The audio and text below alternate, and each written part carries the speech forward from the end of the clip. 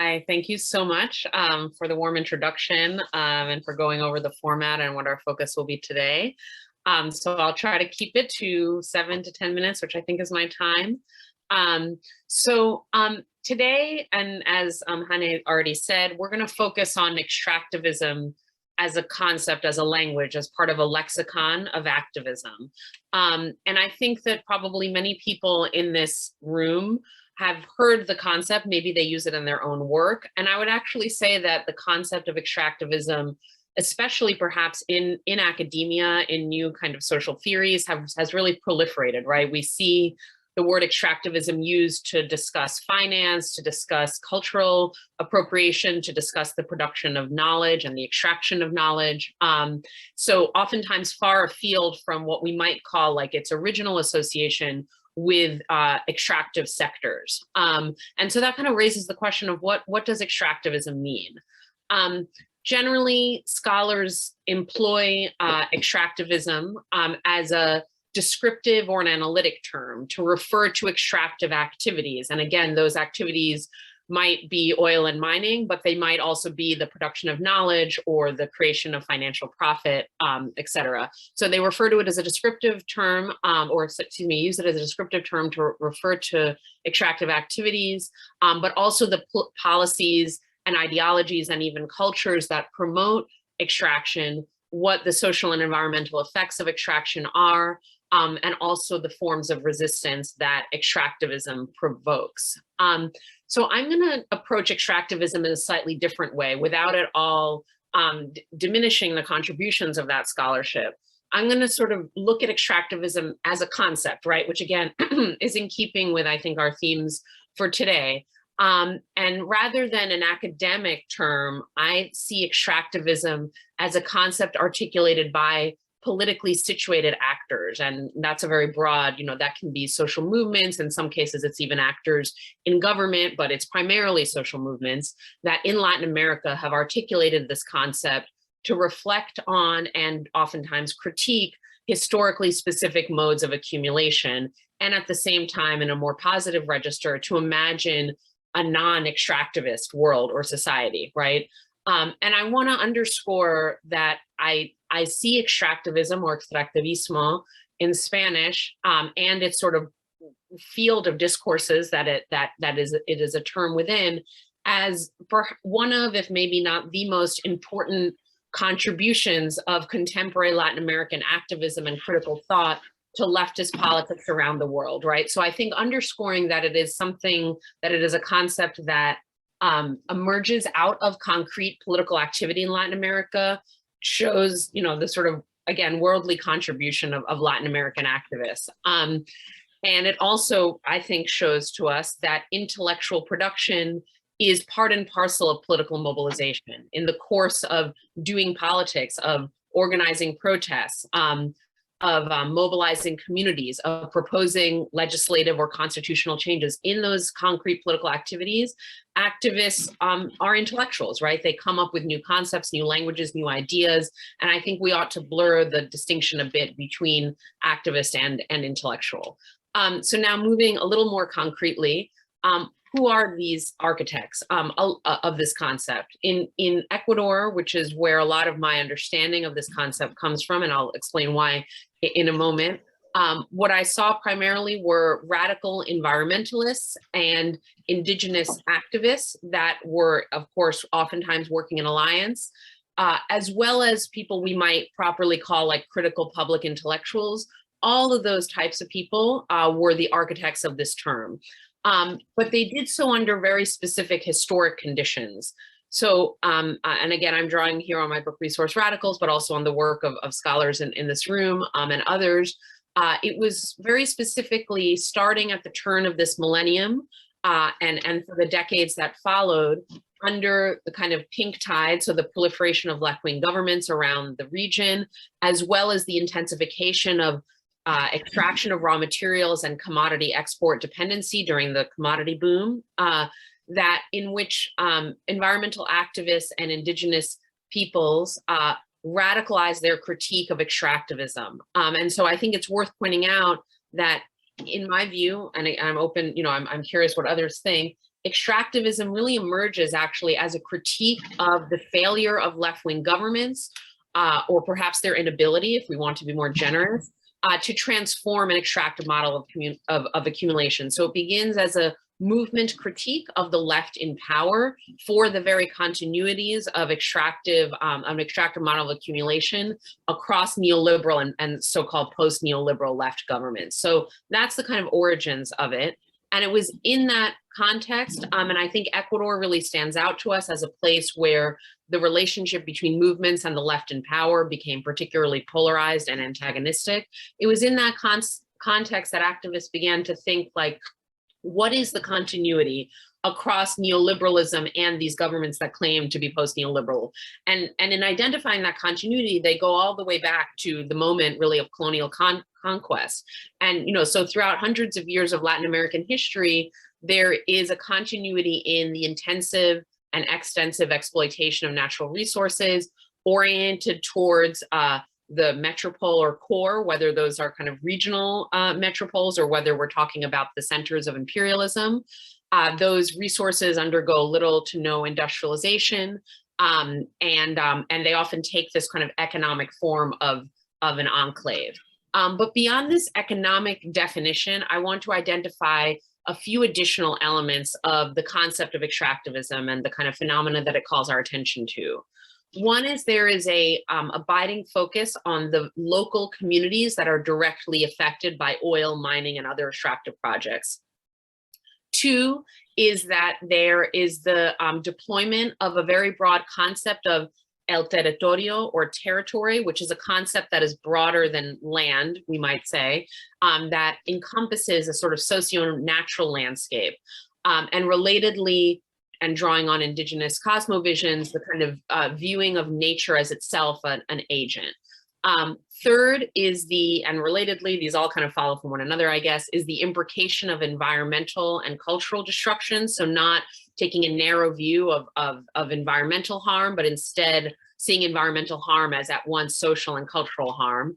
And fourth, and I sort of already mentioned this, is that extractivism takes a very longue durée view of the history of this model of accumulation, and also a very expansive view of its spatial kind of growth over time. I think perhaps already some people in the room would pick up on that these conceptual elements, and also that original definition that I gave, is indebted to dependency theory. So there are prior critical Marxist, anti-imperialist theories dating to around the 1970s, if not a bit before, that really see, again, this model of accumulation as originating in a moment of plunder, accumulation, concentration of wealth, and environmental devastation. And I'm drawing there on Alberto Acosta, who has a great article linking dependency theory to anti-extractive activism in the current moment. And like its kind of conceptual ancestors, we might say, extractivismo attends to the territorial unevenness of global capitalism, to the fractal structure of cores and peripheries, which are relentlessly reproduced through the ever-expanding extractive frontier. But it also deviates from this leftist tradition, or from sort of more orthodox Marxism, we might say. Unlike dependency theorists and the political activists that they were associated with, the goal of anti-extractive movements is not per se development. Even the more revolutionary dependency theorists did have something like national development as a goal, whereas extractivismo tends to reject development as kind of part and parcel of a Western civilizational worldview that is itself the target of resistance and critique. And despite the fact that that might seem to suggest that anti-extractive critique, it's hard to imagine anti-extractive critique and revolutionary transformation, just because, again, the kind of histories of revolutionary transformation in the Americas did have an idea of something like economic development, among many other objectives, as their final goal. I would say that despite this, anti-extractive activists have very much reshaped political landscapes in ways that we may or may not call revolutionary, but certainly are transformative, and have very concretely stalled the expansion of extractive capitalism in territorial terms. And And so I'm going to go now, because I'm looking at my time here, to the sort of political effects of the anti-extractive critique, and more importantly, at the concrete practices of resistance in which it's imbricated. So on the one hand, as I just mentioned, community level mobilization under the banner of anti-extractive resistance very much has constituted a critical choke point in the political economy of extraction, slowing and stalling specific projects. And right now I'm thinking very literally of anti-extractive, anti-mining activism in Peru, slowing down copper production there, and therefore shaping the global contours of the extractive frontier. On the other hand, and this is something I get into a bit in my book in Resource Radicals, and I won't dwell on it here, but I think, it's important to think about the limits of this type of activism. I think there are difficulties at times in assembling a broader popular sector coalition with the capacity to take political power and transform the model of accumulation. However, even given this challenge, anti-extractive movements have scaled up in really impressive ways by building translocal alliances and fortifying the relationships between indigenous organizations, organizations of other directly affected communities, whether mestizo or Afro-Latino, and environmental groups. Anti-extractive activists have really changed the national governance of extraction in several countries in Latin America. And I'll sort of conclude with these examples. So we have the inclusion of the rights of nature in constitutions and legislation.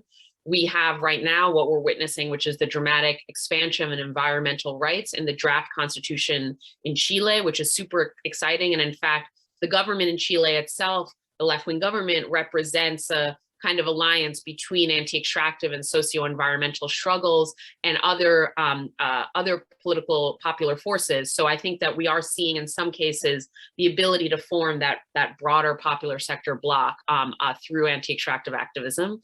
So that's in Chile. We have in Ecuador amazing recent Supreme Court victories that enforce the rights of nature, so give that a bit more concreteness against specific projects. And also require the consent of indigenous peoples prior to any extractive projects in the country's Amazonian region. So those are recent decisions. And then also we have countrywide bans on large-scale mining in El Salvador and most recently in Honduras.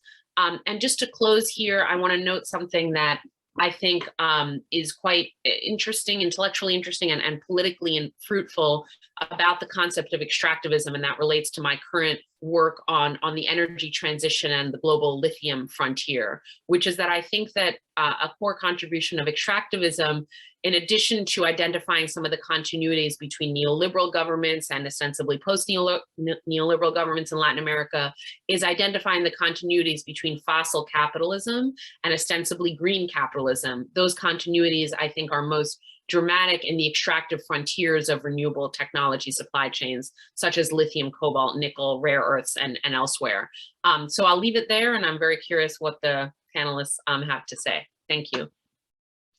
Thank you, Tia. Thank you very much for this both concise and very open and broad introduction to the conversation of today. Perfect start, I guess. So we turn now to the three discussants we have in this order. We have Christina, we have Ibis, then we have Daniela, each having 10 minutes for addressing this overture and bringing in some other comments or thoughts. So Christina, you have the floor. Great, thank you, Eric. Good to see you. Good to see you all. Hi. Thanks for inviting me, and I'm super happy to finally meet Thea, well, at least virtually in this space. I've read a lot of your work and think there's a lot of references, and think there's a lot of overlap between our work. So I hope that this new established relationship might continue in more present ways beyond Zoom in the coming future. So actually, I don't have so much to add. Thanks a lot for your brilliant intervention, Thea, and also the text that you sent around, which helped a lot for kind of thinking through some additional maybe aspects that I could make here. So first of all, I would like to say that I absolutely agree with you that the term extractivism as such is something that has been shaped and defined and kind of conceptualized and brought to life through struggles, protests, and critiques mobilized and formulated by very different situated actors against a historically specific model of development that emerged over the last 20 years in many countries in Latin America. And I also agree totally with you that it emerges primarily and before all in those contexts where left-wing governments try to actually turn the idea of extracting nature for developmental purposes around and establish a new mode of production, which they actually failed with. So I think that was absolutely true, and it later then traveled to other contexts, also the not so left-wing government in the region. For example, I work a lot on Colombia, but before being used by social actors and activists as a political term, it was kind of established more in Ecuador, in Bolivia, maybe a bit in Venezuela, but mainly Ecuador, Bolivia, and then traveled around. So this is highly important, and I think I also absolutely agree with you that what you said, that intellectual production is part and parcel of activism. So it is from these activisms, or this activism, that the left intellectuals brought it actually to the world of critical academia all over the globe. And from here developed a radical critique of both the phenomenon of extractivism and of the national governments, in this case, the left-wing governments, and later all the others as well, that have promoted it independently then in the end of their political orientation. So what I would also underline, you also mentioned it, there is, in terms of lexicon, a concept for the lexicon frontier of commodity frontiers, there is no single definition. You also underlined it, and there are many different definitions. It has been labeled by critical intellectuals and activists as a mode of accumulation, political economic narrative consensus. Here I refer to Maristella Svampa, that describes the onset of a new global economic order, the commodity consensus on a global scale, as a discourse, as you just mentioned, and also as an expression of the ongoing colonization of nature, Hector Alimonde, or in a more broader sense, the exploitation of life, which goes back to Veronica Gago. For me, actually, the term is both. It's a very powerful political term with strong denunciatory and mobilizing power that informs most of the struggles against the excessive exploitation, commodification, and exploitation of nature, and more and more also labor. When we look, for example, at transnational care chains, where particularly the labor power of migrant women are being kind of extracted and exploited, and which also has a south-north dimension.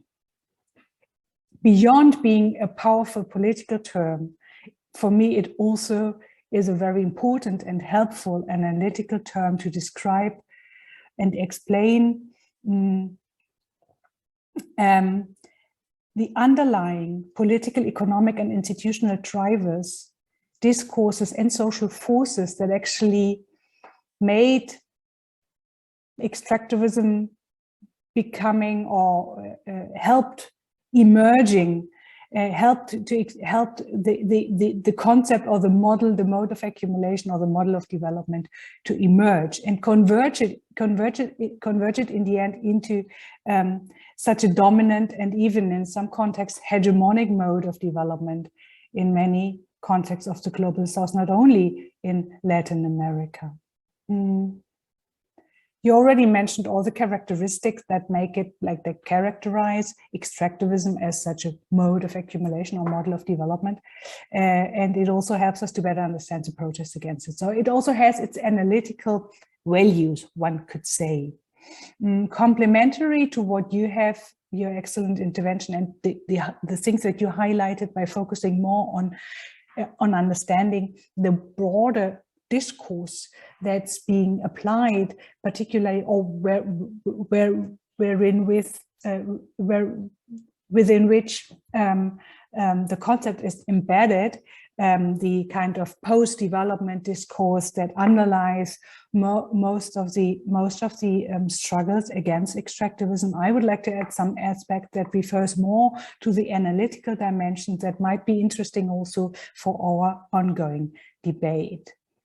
You mentioned it in your text, and this is not a critique at all. It's just for our discussion here that I would like to underline and highlight that the concept for me calls for not only a community-centered or a territorially centered analysis, but more for a multi-sided analysis that links the territories and communities directly affected by extractivist activities. For example, now the lithium mining in the Andean salt lakes, links these territories, these sites with stock exchanges in London, for example, the site of industrial processing and wealth production in other locations, in other contexts, in other countries.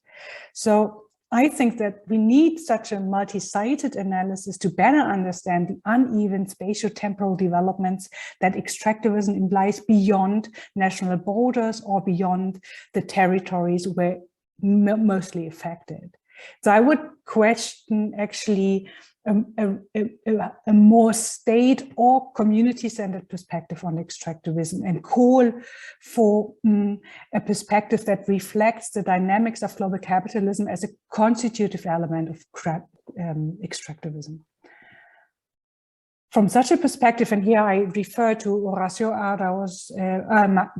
Machado, an Argentinian colleague of us, who argues that understanding extractivism mainly at a national development strategy or as a phenomena delimited to the places or spaces of extractions themselves lacks consistency because, and I'm citing him here, it focuses on the social formations where these activities are carried out, which from my point of view is highly important. But such a focus omits and disregards global dynamics, the rules governing the rate and rhythm of extraction, the uses of the resources and the technology applied. So in other words, I would say separating extractivism from the dynamics of global capitalism can lead to theoretical and methodological kind of shortcomings. So we would need to be able to understand. So I would say that we wouldn't be able to understand or name the newly emerging form of green extractivism if we didn't take into account the dominant social technological paths of green energy transition more happening on the global scale. So this is one thing that I would like to add. How am I going with time, Eric? Do we have another couple of minutes? Yes, you have 2-3 minutes left. Okay, another point I would like to make is that I absolutely agree with you that most of the discourse and the struggles go beyond the classical concerns or terms of Marxian, and in the text you're saying egalitarian liberalism, for example, modes of production, property regime, and so on. Yes, but I would argue that they still play a role also in the struggles, at least from what I have observed. I would argue that extractivism and the struggles against it directs our focus on the specific extractive frontier dynamics, the extractive frontier dynamics, for example, the transformations and threats of the existing social orders, or which include, from my point of view, property systems. Christina Dietz, is a German talking. Okay, yeah. And which means that that they include like property systems, political jurisdictions, rights and social contracts, values and norms, social nature relations. So what I would argue is that it is these changing orders that are being contested and that are being challenged and that are being contested and struggled against. So in the struggles related to extractivism, I absolutely agree with you that activists go beyond one-dimensional or universal understandings, for example, of property systems as individual property rights and so on, but rather call for collective property systems. They also call for other forms of social nature relations that go beyond exploitative and extractive forms. But however, they still refer to these concepts, and I think that as concepts, like as a political economic concepts, property systems and regimes and so on, social orders, are highly still important also within the struggles. They're not being left aside, but it's exactly those that are being kind of nowadays kind of fought for or contested and so on. So I'll conclude with a final point that I would like to make, and that is that the concept, from my point of view, also provides us with tools for critical analysis of society, particularly then, and this is a lot of case in Latin America and other contexts, when social relations depend, not exclusively, but essentially on the extraction and commodification of natural resources. It is in this sense that the concept can, from my point of view, help us give answers to questions like how social relations of power are being shaped, sustained, reproduced, or transformed via the export of nature. What mechanisms and factors influence the relationship between extractivist nature, society relations, and social power relations? And I here think, for example, of the concept of rents, ground rents. And finally, how these social power relations can be overcome.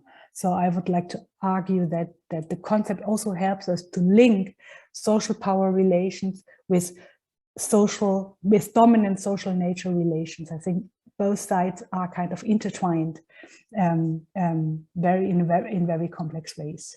So these are my points, and thanks a lot for inviting me and giving me the chance to kind of voice these points here in the Zoom. Thank you. Wonderful, Christina. Thank you very much. And so, Hibist, you are next, and I remember you have a PowerPoint to share. Yeah, my apologies. It's taking a bit longer to. No, take your time. From the text, got it. All right. So thank you very much for also inviting me into the space and creating a platform for us to engage critically on these on this important concept. I think that to start off, I think the obviously it is important to reference and draw on importantly the roots of the concept of extractivism and where it emerges out of the conversations and dialogues it comes out of. But given that, what I will do is think it through the lens that it's been debated and discussed in the African region, to the extent that is possible.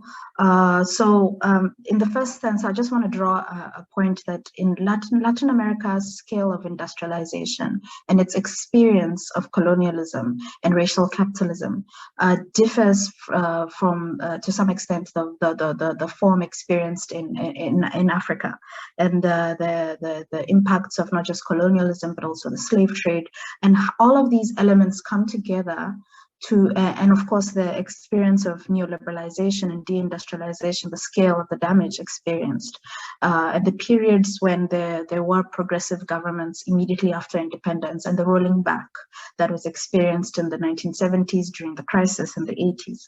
So all of these elements have shaped the ways in which extractivism has been grappled with, and the ways in which the kind of policy responses that have been drawn into play, but also the ways in which social movements and women, in particular, women's movement and eco-feminists specifically, have also been grappling with it. So I think that similarly, it's also shaped by the earlier debates around the dependency theory and anti-extractivism that arises out of it. But I think that analytically, orthodox Marxism, I find that Marxism as a method of analysis, let me put it that way, has also been quite useful. And so I'd just like to draw some elements here. So extractivism, of course, understood as an uneven relation between countries in the periphery and those in the center. So therefore, drawing a lot on this dependency theory kind of approach. So the writers such as Walter Rodney in How Europe Underdeveloped Africa is like very crucial to help people think through the relationships. Joseph Inikori, for instance, and his work on the transatlantic slave trade, similarly. When we're thinking also about Cedric Robinson in Black Marxism, talking about Europe's industrial development and how that was basically met by the physical and mental exploitation of people of color, the global south across the world. And of course, national liberation movements drawing on this kind of thinking and interventions. And we have a recent publication by Adom Getachew, World Making After Empire.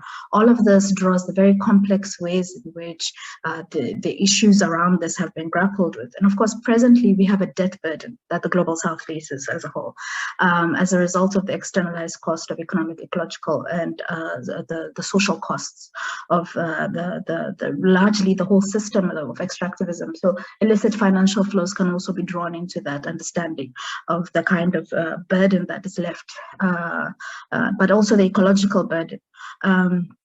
And all of this undermines an ability to provide for social and economic needs. And this affects the way we think about the climate crisis even more broadly, but also extractivism and the kind of responses that we have to that, because infrastructure needs are of primary importance. Access to water, access to potable water, access to energy, to be able to ensure that there's equity along those access and management of those resources. And of course, broadly, then it comes into the conversation about the economic, social, and cultural institutions that are subordinated to the dominant global and political interests in maintaining this relation of unequal exchange. So that can be understood as kind of broadly how the extractive conversation has largely been shaped in the region. And then you have this how do ecofeminists then position themselves in the African context? And ecofeminism in the African context draws on principles of self-reliance. And I'm saying this coming from particular traditions that I'm drawing upon. So let me be very clear. I'm not trying to generalize that this is the only position in the African region. They're wonderful and a lot of debates taking place, and I'll show you the key texts that have captured some aspects of these debates and also attempts at building bridges between the more environmentalist kind of oriented groups that are like anti-extractivist and largely in principle anti-mining in all forms. And you have so it's a spectrum of positionings along that line, including those that are looking at development and trying to make development be meaningful, but from below and not from above.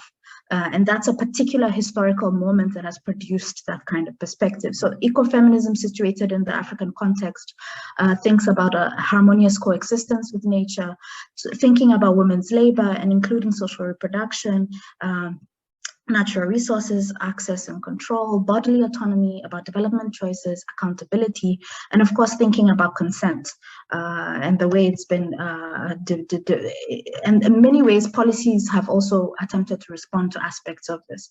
Now the recent, there was a report done by Boipelo Bonokwane, who was supposed to actually speak here today, but unfortunately could not. But we worked on a project on the COVID mining pandemic, but largely she put in most of the work. And this is basically like the key, if you will, lessons that we drew from that, and looking at different countries on the continent and the experience of extractivism during the COVID pandemic. And we found, of course, a lot of collusion between governments and extractivist industries in violating labor and environmental regulations, exposing cracks in public health infrastructure and protection systems, the burden of social reproduction on the backs of working women and peasants, and the responses of women in communities facing the impacts of these crises that are global in character, but local in impact. Therefore, illustrating the dynamism and possibilities for an alternative to the dominant development model. And that's essentially, I think, the overall thrust of these various tendencies along the spectrum are looking for an alternative to the dominant development model, which is inherently extractivist. So this is a publication, a publication that came out in March that basically draws in the debates around the African resource sovereignty and tries to grapple with the spectrum of conversations around this. And thinking about what kind of tendencies or what kind of resolutions can be arrived at in an effort to build bridges. And the understanding taken in the special issue is to think about the uneven relation facilitated by the commodification of the commons. So looking at the commons more broadly has already been discussed, but seeing the process of commodification as the mechanism that then reduces this the resource commons and that process of colonization, enslavement, all of those things, the transatlantic slave trade in particular plays an important role in shaping the context that we see today, but also the neoliberalization period. That was an attempt to pull back more progressive steps towards having structural, economic, and social transformation. So structurally trying to transform this extractivist nature of this development model. And there have been many shifts on the continent, many attempts at the level of policy to articulate and to coherently pull together an alternative that kind of transforms the structure and breaks the problem and addresses the problem of inequalities that has been exacerbated in the current period. But the pushback has largely been the entrenchment of this extractivist development, the extractivist-oriented development model. So in this sense, also they're thinking about structural violence in itself and ecological violations in themselves, the human rights violations. All of them are also key enablers of this process of extraction. And violence against women, which violates the bodily integrity of women, the kinds of ways in which women's bodies are securitized, or the militarization, the scale of militarization that we see that goes alongside extractivism, that is intensified, particularly with this great urgency and impetus around the just transition, renewable energies.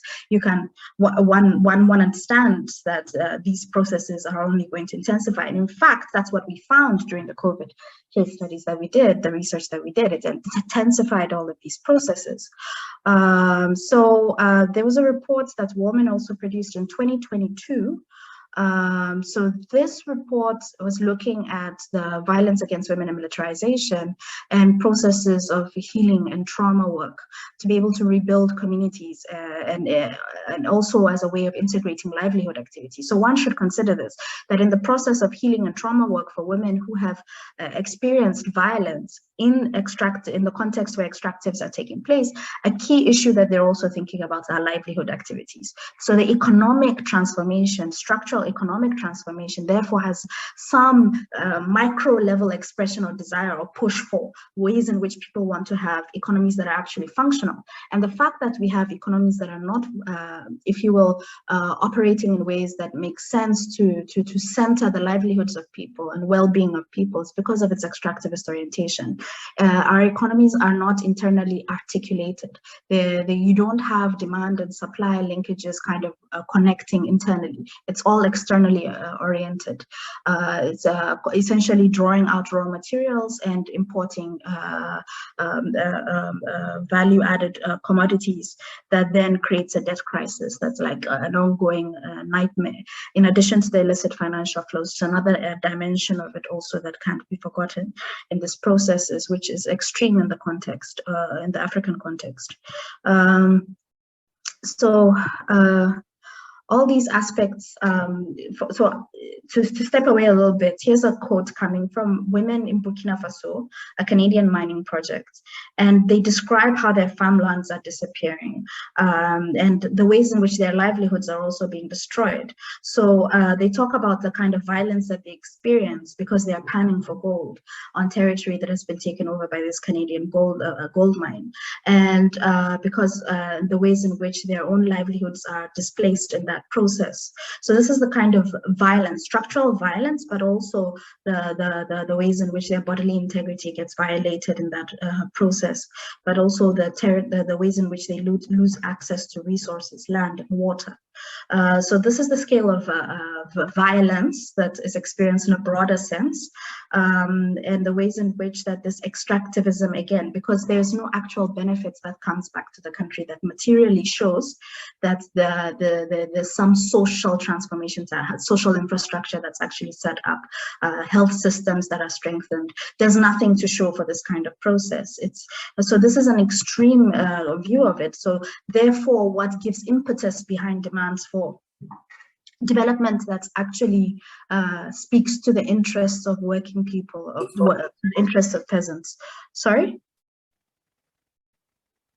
So I'll just continue now, but please indicate, please interrupt me if I'm taking more time than I should. So here's an important publication about reclaiming the nation, specifically looking at land, but it draws on the question about the kinds of, once again, drawing into focus the ways in which colonial laws and the ways in which land reforms since then have been attempting to kind of contain or deal with, respond to the needs of capital as opposed to the needs of smallholder producers. And it's this also that feeds into the extractivism. So we begin to think of not only mining in particular, but also in terms of the ways in which other resources are dealt with, land. And in addition to this, we should also be having serious conversations about water. So there's also the trend that you can find across the global south, uncontrolled urbanization. That's also a character of this kind of, if you will, form of patterns of development that are distorted. Uncontrolled urbanization, as I said, stunted industrialization, and export dependence. So in this sense, this is the key thing though. There's a disjuncture between domestic production and consumption, as well as between economic sectors. This is the internal disarticulation that I was speaking of, or disequilibria, also the inequality between town and country. So thinking about the rural and urban disequilibria, which is a major issue in the global south, and an ability to be able to close that gap is the key issue that needs to be responded to, which is why the authors here, Paris Euros and Sam Moyo, make the case for planned and articulated accumulation from below as an alternative. And in many ways, the anti-extractivism has taken up some of these conceptualizations. So for instance, here is the Southern Africa Development Community Protocol, Article 8, and it's in principle, so this is just at the policy level, but seeks to achieve a balance between mineral development and environmental protection.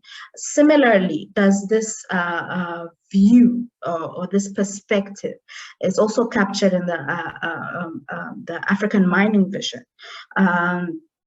There's an attempt to encourage a regional approach to conducting environmental impact assessments, collaborate in development of programs to train environmental scientists related to the mining sector. So all of these are attempts to kind of deal with that extractivism challenge. But the problem though here within this kind of space is that the environmental regulation aspect of it has been quite weak. And so what we're having now are currently undergoing is a process of review. So there's a push within civil society to also press more for stronger policies to be able to engage more robustly on the environment, but also on women's rights, and also dealing with violence against women. So here you have the Mohale Declaration, which I think is useful. Can I just 1 more minute? Exactly. Thank you. And then you can come back in the comments in the discussion later to some points you want to make. But okay. So, it's all done. Thank you. So here's the Mohale Declaration that basically summarizes some of the key elements of an African ecofeminism. It's an attempt to articulate it, though from activists who acknowledge themselves to be middle class and coming from basically NGOs and not really rooted in working class, not really present or coming from working class and peasant organizations and platforms and spaces. So these are ideas of what it is, but there still needs to be a robust process from below. But taking on board the idea that there's a need to also engage and make the links between the global dynamics and local processes, it's also a question of analysis, of being able to make those connections and allow the demands that are coming from below to engage with those processes from above, because the disjuncture may also be a problem, more of even one could say a political problem, as opposed to being necessarily to do with the processes as they're playing themselves out.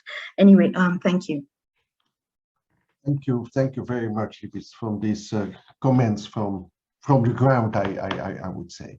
So let's move to Daniela. You also have something to share? Yes, thank you for the invitation, for creating this space of discussion. It's like writing down so many notes. Thank you for sharing so many references and interesting concepts and materials to look up at. So yeah, what I am going to share with you today are thoughts and reflections that we put together with the other members of the EJ Atlas research project at ICTA at the Autonomous University of Barcelona, especially Mariana Walter and Lucas Barrero, Maciej Kalwaszka, and Marcel Pasquina. So I'm talking, let's say, in behalf of all this community with me. So yeah, so first of all, I would like to acknowledge, as you have already done, the different perspectives and interpretations of extractivism, and how it expanded, it expanded its use in other disciplines and also geographical areas. So from ecofeminism to gender studies to decolonial studies. And precisely, it expanded beyond the Latin American context. But I will focus here, however, on global perspectives from social metabolism and political ecology / environmental justice lenses. And especially, let's say, from our experience with with building the Environmental Justice Atlas. So, as many of you, all of you might know, social metabolism looks at how much materials and energy are put into a certain economy, and how they are then disposed of. And political ecology and environmental justice look at how these flows are shaped by power dynamics and often injustices, while affected peoples and their supporters mobilize to counter these dynamics, these unjust dynamics, and build other narratives and alternatives. So the EJ Atlas as a global participatory mapping exercise to georeference and tell stories of these conflicts, help us to see precisely how these conflicts, where these conflicts happen, and how they counteract and oppose unjust dynamics and build these alternatives. So I will share my screen briefly to show you some. If you can just confirm you can see it. Yes. Yeah, great. So these are, this is the homepage of the Atlas. If you look at the web, you will see like this, like a map with lots of dots. You can click on all these dots and get the more in-depth story of the case. So these are like aggregated data, distributing, let's say, the cases that we could collect per the categories of extraction and the categories of the conflicted activity. And you will see that we have, let's say, the classical kind of categories that we understand under extractivism, like mining or fossil fuel extraction, but we also have other types of categories that are also related to extractivist activities, like for example, tourism, when industrial tourism complex are built in a certain area, you have to and they displace people. They use lots of construction materials that is extracted from some other places. So these are also activities that are understood as forms of this global regime of this global extractivist regime. But we also see that we also see other types of extraction activities that are maybe more recent, or better said, they came to they came to the news, let's say, more recent for their the increase of the amount of materials extracted. Like for example, sand mining. This is an example in India, but sand mining is becoming like a very important extractivist activity worldwide. I agree a lot with what with what Thea and also Christina commented on the fact that we need to look at precisely this word regime of extractivism and go beyond this territorial trap, that see like the world divided in countries. So we understand some countries as extractivist, other countries might not fall under that category, but precisely, we should ask why is Argentina an extractivist country, for example, why the Netherlands is not considered as such, while it is part of this global extractivist regime. So I would suggest that also the Atlas helps us also to visualize these commodity chains that happen across the world. So this is an example that our colleague Lucas also brought to our attention. He works around this industrial chemical complex in Huelva in southern Spain. And here we can see that in this industrial hub, phosphates are being transported from Western Sahara and Tunisia, for example, and are processed here. And in the same industrial hub, you will have, for example, a copper smelter working copper exported from Indonesia. And you can see, let's say, the interlinkages between conflicts happening around the world and industrial hubs, the industrial sites where these commodities are being transformed. And you can see these interconnections while tracking the same commodity or tracking also the same company and investments. So the point I want to make is that you have lots of extraction sites, but also but then these commodities flow and let's say interact in the industrial sites where these are processed and refined and then put again into the global trade. So we ask ourselves in our group what kind of continuity with the past we can see, and what kind of new features or relatively new features we can see in extractivism today. And one element of continuity with the past has already been mentioned is definitely colonialism. So extractivist patterns have strong ties with colonialism, understood not only as the historical period of 500 years ago, but as a continuum in domination patterns and in patriarchal practices that perpetuate today. And this is particularly clear if we see specific sites, specific territories, and of course, when you talk to indigenous peoples. One case that I can make, like the top of my head, is the Palo Viejo hydro dam in Guatemala that could be built in using or leveraging the land use, the land property of the area that is in a finca that was privatized, that was dispossessed from local indigenous peoples during the Conquista. So, you know, we have this many multi-layers, let's say, of colonialism and dispossession patterns. What is new?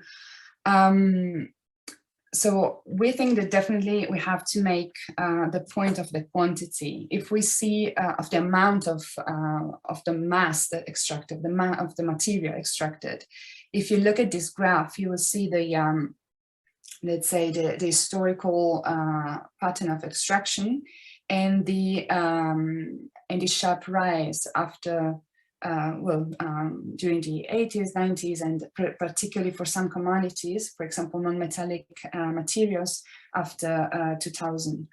So, and these are the projections, no?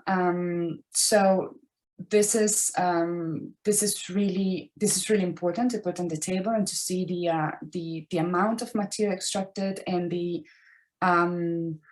type of technologies also that are being put in place, no? That allow massive quantities of material to be extracted and transported. We see new extraction frontiers opening, like, for example, deep sea mining, which is becoming also another super important topic. Or even spatial mining, so like things that maybe until a few years ago, at least for people in our circles, could have been unimaginable.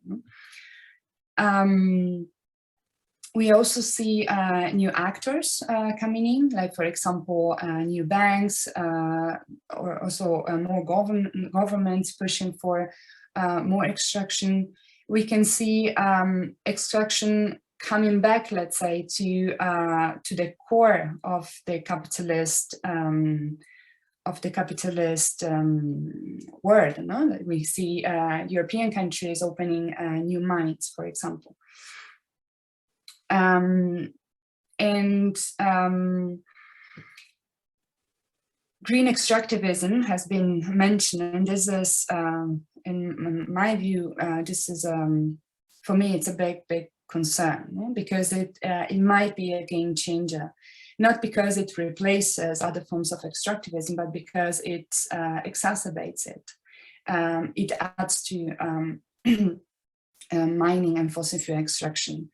So when we talk about the energy transition, sometimes terms might get us a bit confused, you know, thinking that we are switching to renewable energies, while nowadays renewable energies installed potential is only adding to what was there before, so to non-renewable energy. So we need to be aware that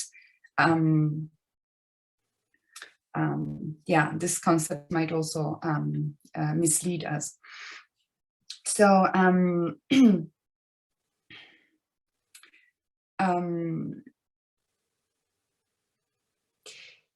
so green extractivism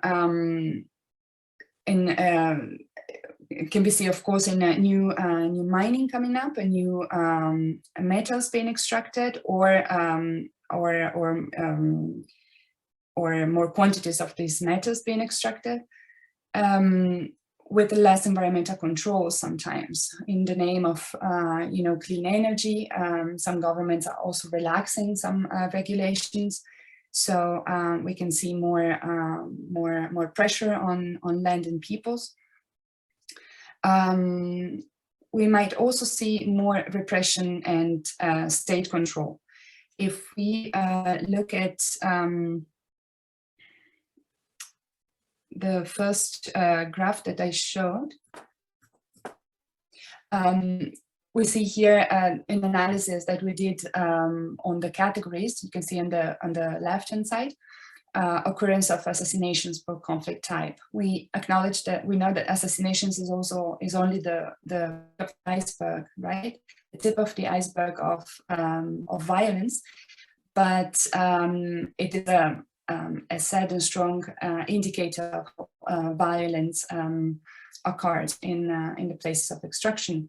So we can see that mining is the sector where most of the assassinations of environmental defenders occurred, but also biomass extraction and land use, and also conservation or water management, specifically hydropower dams. So we see that also sectors that are not traditionally associated to extractivism, like conservation areas, are turning to be violent, and the trend show that the rate of violence is increasing. If you look at Global Witness reports, this is pretty much clear. Daniela, Yeah. Can you conclude or make a last comment? Yeah, sure. Let me stop sharing this.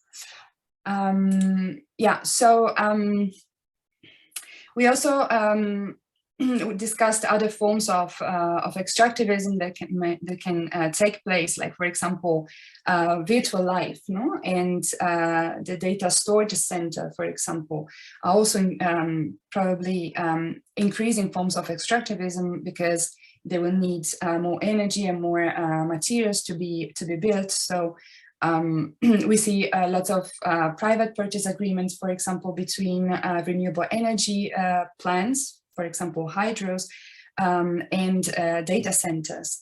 So virtual extractivism can be maybe a driver also for non-virtual extractivism. So these are also questions that they need to be addressed. I like a lot to conclude let's say a provocation or a tentative, well, I would say a tentative definition maybe of extractivism by the indigenous Canadian activist and scholar Betta Samosake Simpson. She says, the act of extraction removes all the relationships that give whatever is being extracted meaning. So I would like to maybe propose for the discussion to maybe understand conflict or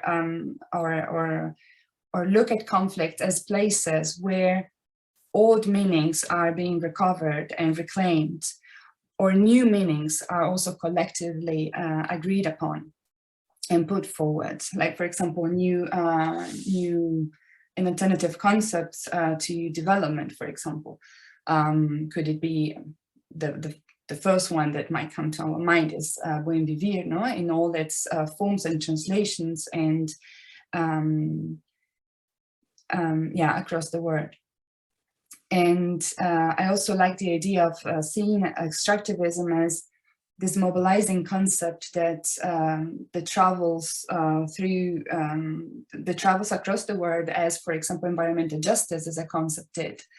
And it engages with the academic audience, let's say, but also with mobilized groups, and in a sort of a dialectic kind of process. And and I like to think of anti-extractivist mobilizations as places where we forge, we shape alternative and counter-hegemonic mobilizing concepts and concrete activities as well. I will maybe leave it here, and we move to discussion and reaction. Okay, thank you very much, and thank you, the three of you, for your highly stimulating comments from very different perspectives, adding absolutely to the discussion. Now, first, let's give the floor back to Tia for some first reactions and comments on what has been said, and then please don't hesitate to add a comment to the chat, or just add the letter Q or C or whatever when you want to ask or to question, or to when you have a comment or an observation. But first, Tia, you have the floor.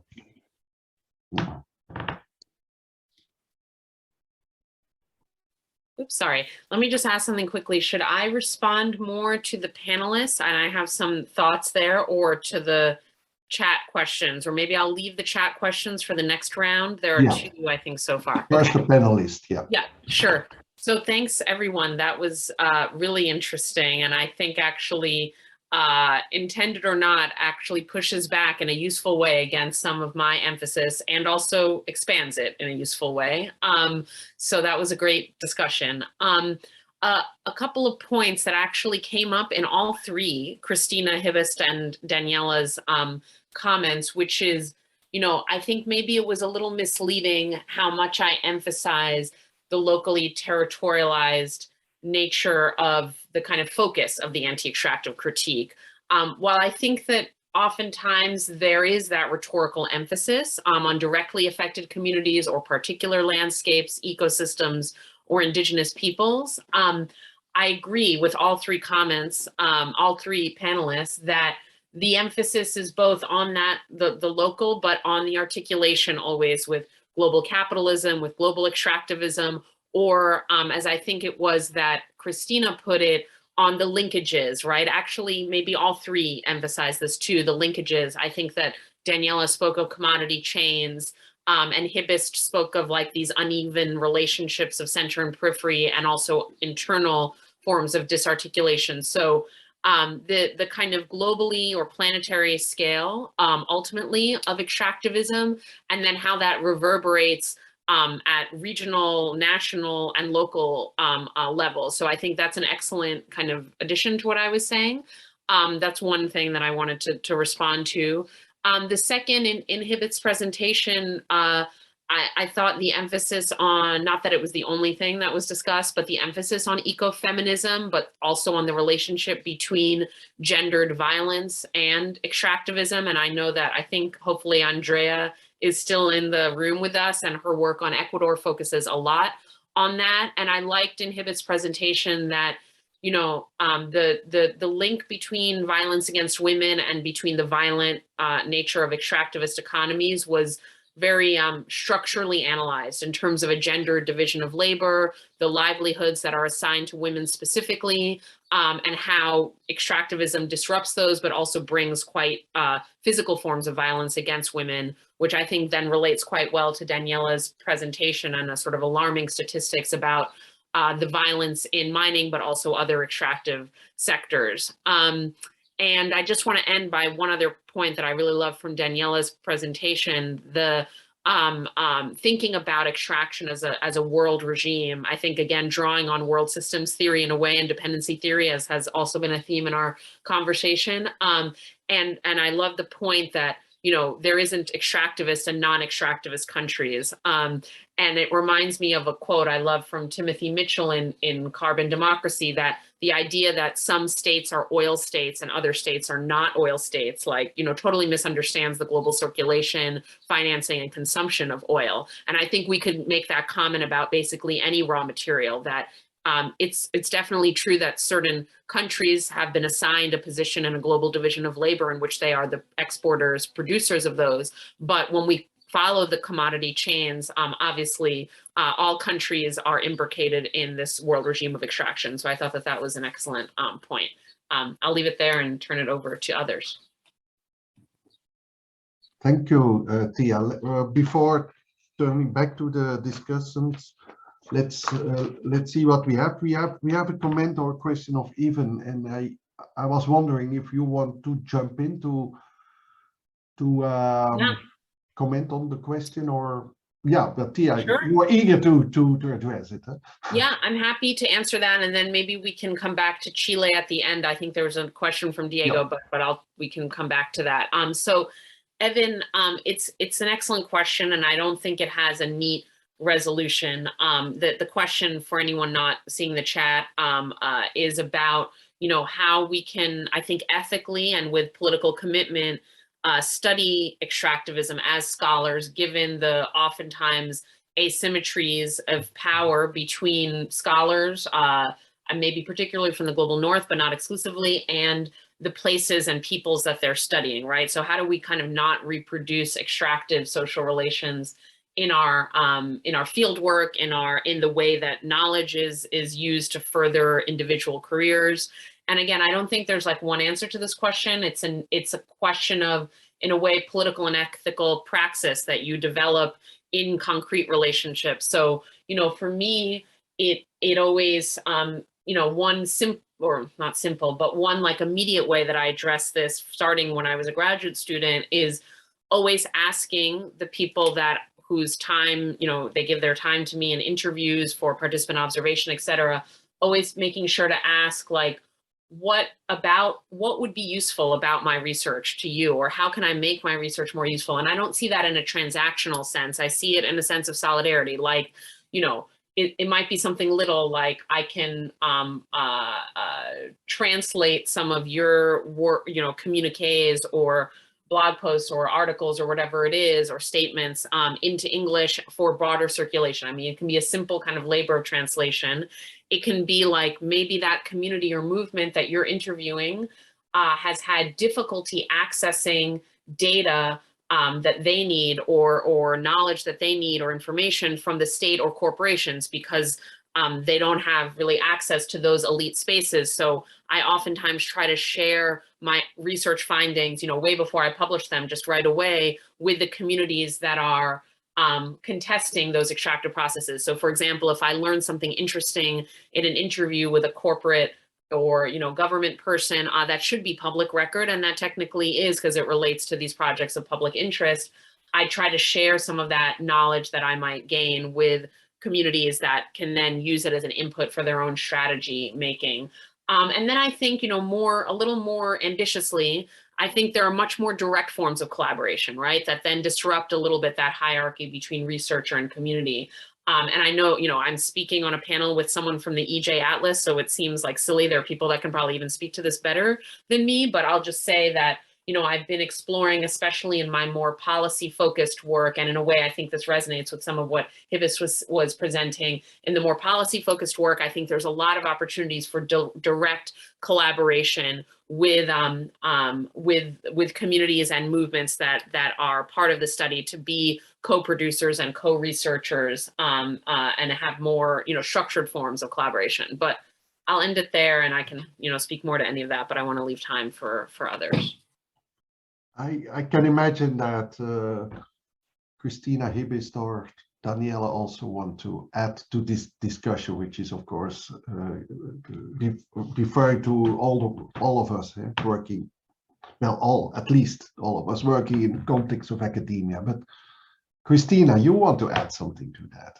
You can add something. Yes, I mean, there isn't much to add. I absolutely agree with Thea's suggestions, how we can we won't get away with these hierarchies. They are there. I think we can't, they don't disappear totally. However, we can kind of work with them and deal and do certain things in order to make them less visible and less kind of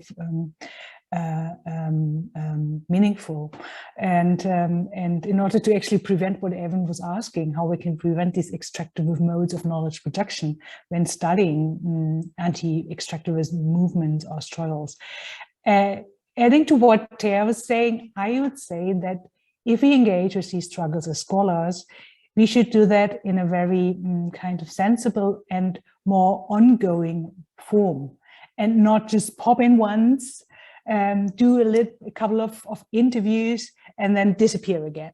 And as some of you might know, I have studied for more than, I don't know, 5 years, the conflict over the La Colosa project in Colombia, a gold mining project that was supposed to be established in the center of the country, and where people organized a consulting process against it, which was successful and which brought the project to a halt.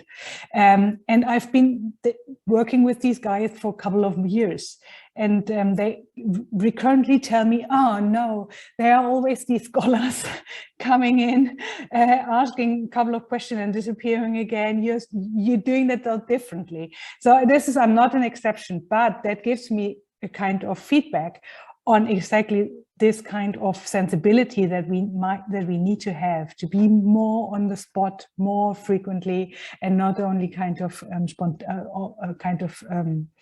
once or twice and then disappear totally. So this is something I think we should take into account when we start thinking of exploring or of formulating a research project that has to do with these kinds of struggles. Then we should take that into account. It does not make sense. We better leave it if we don't have the possibilities to recurrently come back and engage with the struggles ongoing. I'll leave it here as an added kind of suggestion to what Thea already said. Yeah. Hibis, do you want to? Yeah, I mean, it's a problem.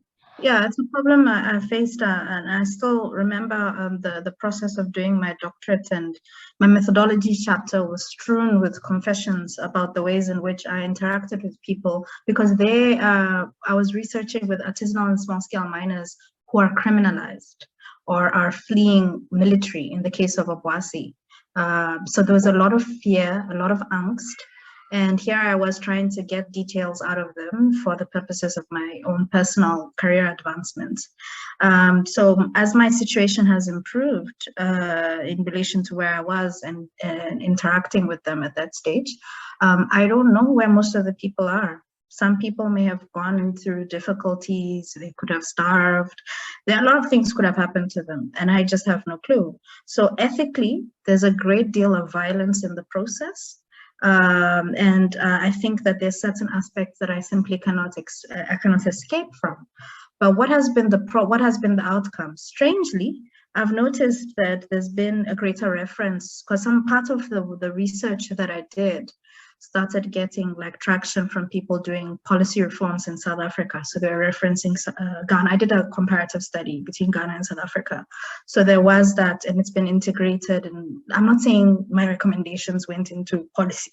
I'm saying that the work I did began to influence like the things people were citing. But there's always political impetus and emphasis, and a lot of politics that plays itself out in the policy crafting process. So the outcome also doesn't necessarily, I wouldn't say it's now benefiting the people and it's made a great change to people's lives, but it did shift the conversation and gave activists the tools to also, in conversation with me, so I've become like a resource to people in South Africa, because they draw on, they can talk to me and say, okay, the Ghana thing, this is what we've heard, this is what they're doing, what's the reality? And then I give them a different perspective, precisely because I did this work. So availing oneself and being a resource, even though you've extracted the information violently, is one element. But another element, and if you don't mind, I'd like to share again. So this is the journal I shared earlier. So this was basically produced at a policy research institute. So, and at the time you have a mix of contributors in this. You have policy, people who work at the policy level contributing, and then you have people who are also activists, people who are also engaged at civil society, and then you have an artisanal mine worker. Actually, he represents the National Association, but he's also been dealing with mining for a very long time. So I regard him as an organic intellectual, and so I worked with him to turn his contribution into an article. And then you have a colleague here who also used to be with women, and she's gone to do her PhD, and she's giving us analysis of energy sovereignty. So there are a number of contributors like this coming from also ideologically different class positions, mix of views and so on. So, and this is an activist, an interview with an activist in South Africa who's Amadiba Crisis Committee, which some, if not all of you, would have heard of. So it's a slower process to get to this point. It's like the promised land on some level, but the real promised land is when you're able to take a publication like this and use it for conversation, which is the next stage that we're currently doing. With my colleagues based in Cape Town, we're distributing some of these materials with communities who are doing their own popular education work. And so we're trying to see how we can have conversations with them and have a dialogue and bring in people who have actually, activists who've worked and who are steeped on mining issues to come and converse with them also, and having a launch of the special issue with the same people who are actually reading the materials. So it's not only the academics and policymakers who are dealing with this, but also community activists who are trying to reimagine a different reality, a post-extractivist future. Because the nature of the crisis we're faced with today is such that everybody's trying to grapple with multiple things at the same time. It's also an opportunity to think of, to have a framework of analysis that gives you a coherent view of changing the world in a radical way. And that radical transformative way doesn't have to be one, there are many multiple ways of doing it. So to be able to create the multiple spaces for these kinds of conversations to happen, and having the kind of platforms and organizations that can actually be a vehicle for that, which wouldn't be easy to find, but where it's possible to be able to do so. Thank you. Thank you. Daniela, any thoughts about this one? I can maybe I will add just a couple of points very quickly. So one is, one reflection I always have is, why is academia not thought as a place of dispute itself? So why can't we, or how can we, as from our temporarily privileged position in academia, because many of us are not tenure, so we are also in this precarious stage, or maybe will be forever, but anyways. So how can we make academia also a relevant place for disputing narratives, disputing concepts, disputing funds, and make alliances with communities and other people that are outside academia, let's say. So how can we make academia relevant again for debates in, you know, at local level and in the struggles, etc. Because this way it might be easier, let's say, or it might make more sense to conduct research together. So data, I mean, field research will not be, let's say, will transform into a more collaborative and a stronger alliance. Of course, there's an ethic behind, of course, and it's a very delicate issue, but sometimes I have the feeling that fieldwork, let's say, might be perceived as a sort of data mining, or, you know, data extractivism, because there's no way, there's no mechanism for people to engage then with the researcher and with the academia. Academia is seen as something like far away, closed door, an ivory tower, and this has to be changed as well. Not only the way we interact. Yeah, and then this, yeah, and the second important point, I agree also with what was already said, is the way things are published. And this is, I mean, there are many ways of being an academic. You don't need only to publish in high peer review papers, you know. Lots of achievements, let's say, in our work is not published, and it's not publishable sometimes. You have data that are not publishable because you would put people at risk. So there's also this thing of, you know, you have to refrain from publishing, and this is, and maybe sharing in another way, you know, more in sort of private kind of circles or in other forms. So, and this type of work sometimes is not even acknowledged, not even recognized by official academia, you know. So, yeah, this is, these are important issues to think about. Yeah, thank you, Danielle. I think it's extremely important point you make, to understand academia not as something, as a separate reality, but as part of a reality that can be studied with the same concepts that we study those external worlds for us sometimes. So thank you. Now, in the meantime, I noticed Hannah started a thread on waste and extractivism, and also with some comments. So who wants to say something about this idea or this question about waste and the concept of waste in the context of extractivism? I can mention a couple of things, if I may, Eric. Yeah, sure. So one, I think the concept of commodity chain that I mentioned before help us also to see the interconnection from the extraction site, the processing site, let's say, or the industrial stage, and then the disposal, the use, the consumption, and the disposal. So it's a useful concept. Here in the chat, you already mentioned lots of ways in which waste can be turned into a commodity again and turned into an exploitable commodity in the global trade. One aspect of it that might not be mentioned yet is the fact that it translates into a form of extractivism, for example, in terms of taking away the labor of informal waste pickers.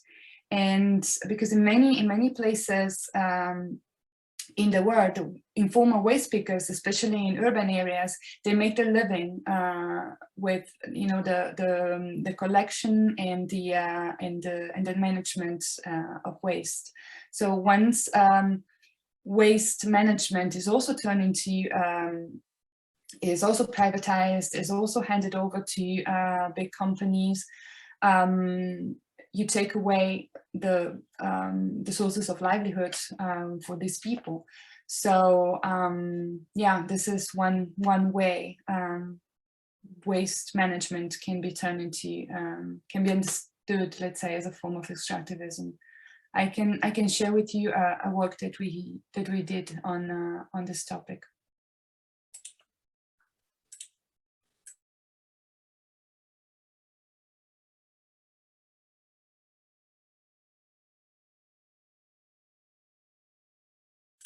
Yeah, I leave it here. I will share the work on the chat. I'm gonna just jump on that point quickly. Danielle, thank you. I think it's vital to see how waste flows globally, just like materials do, right? And there's excellent work in addition to what you mentioned, on e-waste, on electronic waste, and what really, we can really see the world system in a way reflected through where e-waste ends up and what type of people labor in extremely toxic conditions in the manual recycling processes.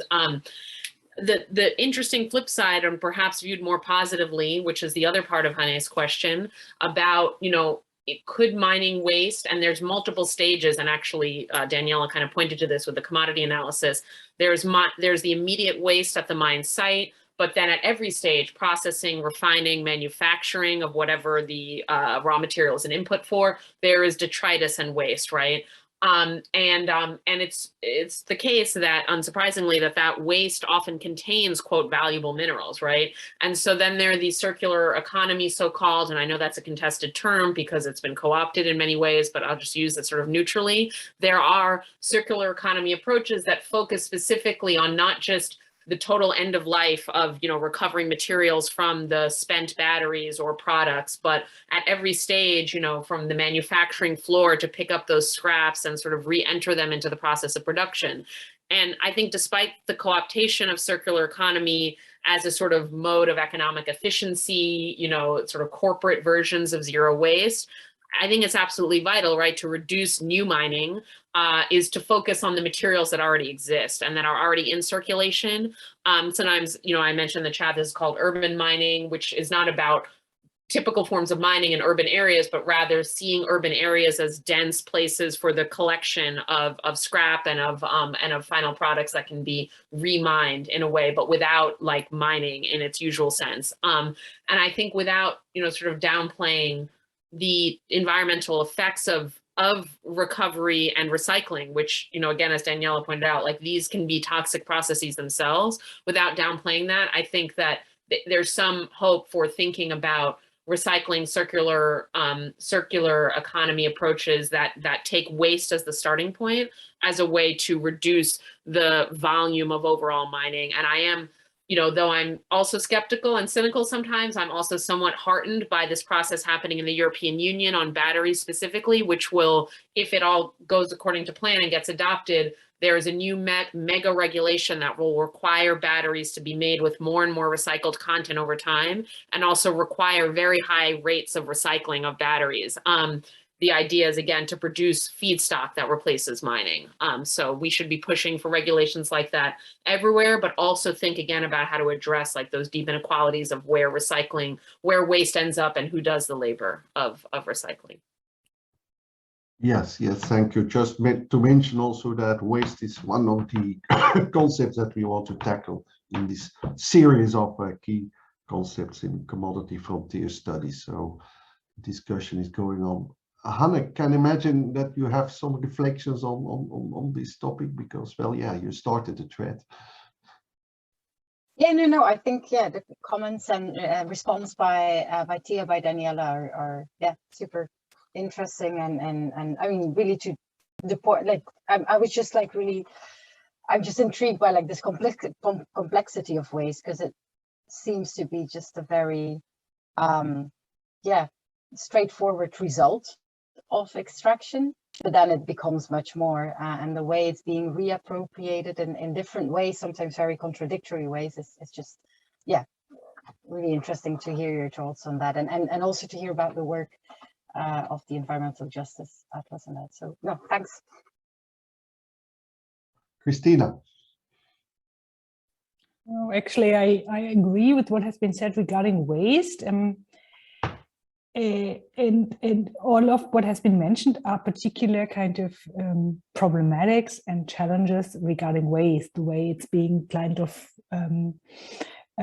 sent around the world in order to kind of do recycling where labor is most cheapest and so on, the way that the North gets in terms of externalizing problematic waste being produced by industrial production, but also through the kind of processing of raw materials and so on. It's being sent elsewhere in order to get rid of this waste, but thereby also kind of appropriating again cheap labor elsewhere for its recycling. That all makes totally sense, and I think we have to give it a more closer look. However, I was wondering when listening to you and when seeing your question, Hanne, in order to study these processes regarding waste management or the global waste regime that is emerging, particularly again in the e-sector and so on, I was wondering, do we need the term extractivism here to make sense of this? Or do we have already other theoretical concepts and categories that help us understanding the kind of hierarchies, inequalities that's being reproduced here, the ecological damages, and so on. So this is just because that's why I was more silent on that question, because I don't still, I find it difficult still to make sense of using, I see frontier here as a category that helps, that might be super helpful, but extractivism as such, how, as we discuss it right now here in this conversation, I don't want to say that it doesn't make sense, but I have to think about it.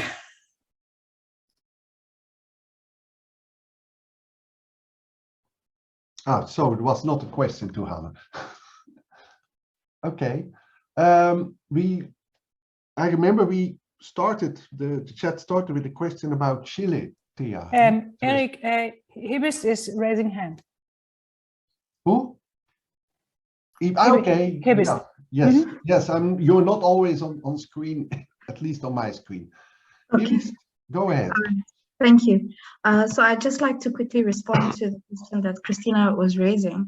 I think there's been some concern about the recycling as the ways in which it doesn't actually offer, in as much as it's offered a livelihood option, it still doesn't create a basis of retaining value, because still when the precious minerals are extracted, they're exported. So it doesn't feed into or value, there's no value added kind of production that has arisen around those sectors and industries. So that's a problem. So the extractivist nature of the economy as a whole and the existing, if you will, linkages that exist between the domestic economy and the global economy have created a vehicle where the surplus continues to be extracted, majority of the surplus extracted and retained abroad, while internally you have this continued drain on the economy. So it hasn't offered an alternative. Which is why the policies like the African Mining Vision were conceptualized as an attempt to retain, to be able to restructure the economy and to be able to ensure greater beneficiation, value addition. That was the aim, but in practice, implementation has been very weak because the policy space again has been denuded as a result of all those waves of neoliberalization, but also competition from other forms of frameworks. So the idea of pushing an alternative to that and the surplus value extraction, I think, and the question about the kind of value addition and beneficiation that exists, that may be an indicator as to whether it continues the extractivist form or not. And in addition to that, I'd like to also add that the extractivism also determines what you mine, not just the question, what is valued and what is not. What kind of, so I think that, for instance, certain minerals or resources that are regarded as non-precious are not valued in the global economy. So for instance, gold and diamonds, they're valued in the global economy because of certain relationships that have arisen of them historically. There are certain structures that also determine what is criminalized and what is not. There are interesting things like on the continent about the different regimes that exist to regulate those minerals depending on where you are. So something like clay has a different location when you're thinking about the just transition because it offers an alternative to cement production. So for instance, in Ghana, they're setting up factories to process clay for construction purposes. That's there's a vision to set up a plan to set up such a factory. So it offers an alternative and a different valuing because clay is usually associated, women tend to prevail where you have these non-precious kind of minerals or that are not very much valued, you know. There's a tendency for women to have a presence there. Salt mining is another example that tends to be women dominated.